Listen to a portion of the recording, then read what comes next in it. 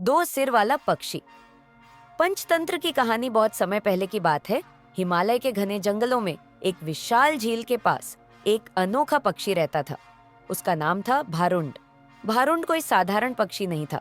वह एक ऐसा जीव था जिसका एक शरीर था, लेकिन दो सिर। दोनों सिर देखने में सुंदर, बुद्धिमान और तेजस्वी थे, लेकिन उनके स्वभाव एक दूसरे से बिल्कुल अलग थे। एक सिर शांत, दयालु और सहनशील था। उसे प्रकृति से प्रेम था, संगीत से लगाव था। दूसरा सिर बुद्धिमान तो था, पर थोड़ा अहंकारी और तुनक मिजाज। उसे लगता था कि वही ज्यादा योग्य और श्रेष्ठ है। फिर भी दोनों एक ही शरीर में रहते हुए एक दूसरे के बिना जी नहीं सकते थे। खाने के लिए एक ही पेट, उड़ने के लिए एक ही जोड़े पंख, दौड़ने के लिए एक ही जोड़ी टांगे, पर सोच, भावनाएं और इच्छाएं अलग अलग। शुरू शुरू में भारुंड के दोनों सिर आपस में सलाह करके काम करते थे। फल चुनना, उड़ान भरना, आराम करना। पर समय के साथ उनका मनोभाव बदलने लगा। एक दिन जंगल के ऊपर उड़ते हुए उन्हें झील के किनारे एक पेड़ पर लटकता हुआ एक अनोखा चमकीला फल दिखाई दिया। फल इतना सुंदर और सुगंधित था कि दूर से ही उसकी खुशबू फैल रही थी। दाहिने सिर ने खुश होकर कहा, वाह, ऐसा फल मैंने पहले कभी नहीं देखा। ये तो जादुई लगता है। मैं इसे अभी खा लेता हूँ। बाएं सिर ने विनम्रता से कहा, भाई रुको, चलो पहले इसे थोड़ा देखकर समझते हैं और फिर हम दोनों मिलकर खाएंगे।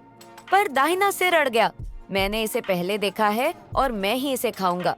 क्या फर्क पड़ता है, हमारा पेट तो एक ही है।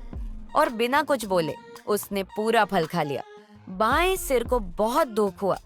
उसने कोई झगड़ा नहीं किया, पर अंदर ही अंदर वह आहत हो गया। कुछ दिनों बाद भारुंड झील के किनारे टहल रहा था। बाएं सिर को एक छोटा सा फल दिखाई दिया, जो देखने में साधारण था, लेकिन उसकी गंध तीव्र थी। कुछ तो अजीब था उस फल में। बाएं सिर ने सोचा, यही सही समय है। जैसे उसने मुझे अनदेखा कर मेरा हक छीना था, वैसे ही अब मैं भी उसका कुछ नहीं सुनूंगा। मैं भी अपने मन का करूंगा। दाहिने सिर ने गंध को सूंघते ही चिल्लाकर कहा, रुको, ये फल जहरीला है, इसे मत खाओ, इससे हमारी जान भी जा सकती है। पर बाएं सिर अब क्रोध और अपमान से भरा हुआ था। उसने कहा, अब तू मुझे मत सिखा।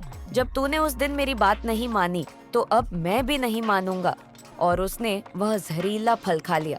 कुछ ही क्षणों में जहर ने पूरे शरीर में असर करना शुरू कर दिया। भारुंड दर्द से तड़पने लगा। दोनों सिर अब पछता रहे थे, पर अब बहुत देर हो चुकी थी। दाहिना सिर बोला, मैंने तुमसे कहा था ना, अब हम दोनों खत्म हो रहे हैं। बाएं सिर रोते हुए बोला, माफ करना, मुझे गलत नहीं करना चाहिए था, पर तुम्हारा व्यवहार भी सही नहीं था। उनका शरीर धीरे धीरे निर्जीव हो गया और एक महान पक्षी, जो प्रकृति का अनोखा चमत्कार था, अपने ही झगड़े और अहंकार के कारण मर गया। नैतिक शिक्षा, मॉरल ऑफ द स्टोरी, जब एक ही शरीर में रहते हुए दो सिर आपस में सहमत न हो, तो विनाश निश्चित है। इसी तरह एकता और समझदारी से ही जीवन चलता है। अहंकार और बदले की भावना अंत में केवल विनाश लाती है।